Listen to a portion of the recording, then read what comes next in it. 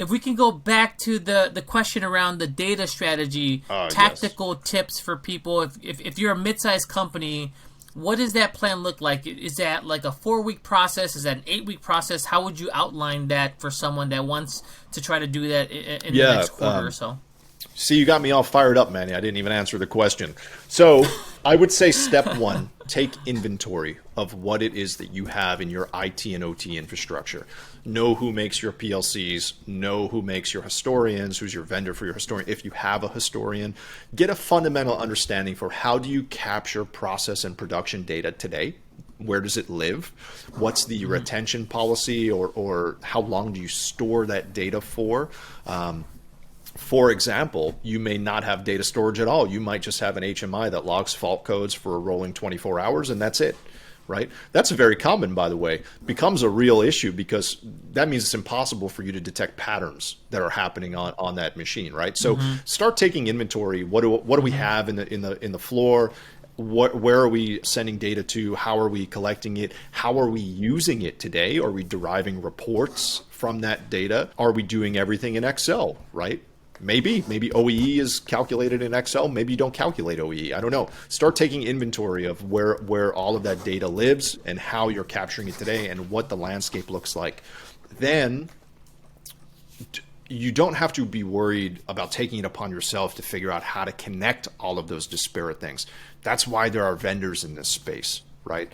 And there are many different types of vendors. I don't want to name drop anyone because I don't want to seem like I'm promoting a specific company. That's not my agenda here today with you, Manny. But, if anyone has questions and they're just, hey, Jon, how the heck do I even, who should I even think about calling for something like this? I'm happy to make some recommendations, unbiased, objective opinions. Feel free to reach out to me directly.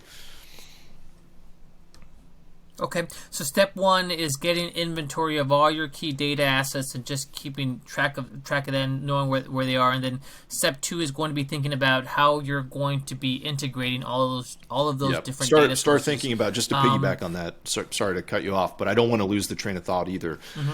There's forever the hot topic in industrial about cloud versus on-prem. Factor that into your decision making, right? Is there some data that we'd like to get off of our own servers to save on IT costs? Can we put it up in the cloud? There's a bit of a misconception. I'm going to call it a misconception. People might not like this, but there's a bit of a misconception that things are a lot safer if they're on-prem versus in the cloud from a data perspective. I do not believe that. I think there are, and perhaps we can do a follow-up discussion just on security. I think there are tremendous risks about keeping mission-critical data and historical data sets on-premise. You never know who's walking into your shop floor, plugging in a router that they bought from Best Buy. That happens all the time, by the way. If you think your folks aren't doing that in the production environment, you're wrong. Plugging in USB drives that they got at a golf outing or they got at a pub somewhere. You don't know what's on this stuff, right? Physical security. Once it's on your network, it's on your network. So you don't, I know there's a lot of fear around cloud. I don't want to necessarily, I'm not trying to influence you to put your stuff in the cloud, but I will say, inform yourself, do a little bit of research, make an informed decision on based on what kind of business you're in. If you're a regulated business, if you're, for example, if you're a medical device manufacturer and you have FDA compliance and things like that, or pharma, that's a little bit different than if you run a job shop and you're milling, steel components for turbine blades or something like that, right? It's just you have different risk tolerances and thresholds, so just make an informed decision. But you should consider where you store the stuff. Does it go on cloud? Does it go on-prem? That should factor into it. Yes, absolutely. Inventory integration, think about where you want to be parking that on cloud or on-prem. Don't necessarily think that just because it's on-prem, closer to you, that it's necessarily safer.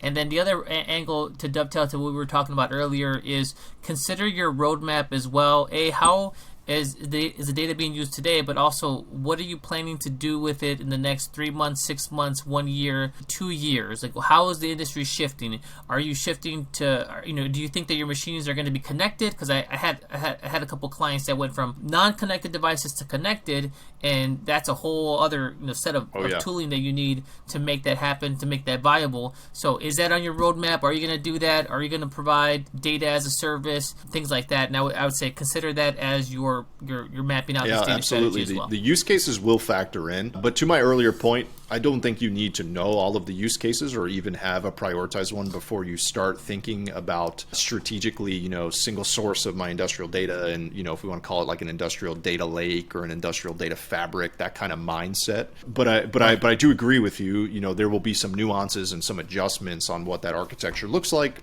depending on, what your prioritized use cases are. And I also made the comment, just to echo it again, go in with an open mind. You bring up a great point on all of the different ways that your business can potentially transform, over the next 2 to 5 to 10 years, right? As data being a prime driver for that transformation, go in with an open mind and be creative. Get a little crazy with your use cases, right? Wouldn't it be cool if we blank, right? Chart them all out, put them in a spreadsheet, whiteboard it out, and then, from there you can always boil down to the ones that get the top priorities. Right, and I would say assume that whatever you're thinking in terms of your business being more data-driven, analytics-driven, or ML-driven, double that or triple that. Because my sense is that just every industry is going to be more data-driven. It's going to be leveraging more analytics, more AI and machine learning. So just add that additional wiggle room, saying like, okay, well, we think we're going to be this data-driven type of organization. Well, just add a little bit more to that. What are we going to need to support those endeavors? Because my sense is that more and more companies are just going to start moving in that direction because they have to, and also because we have much more tooling, much more education available, and it's much more accessible. Totally agree.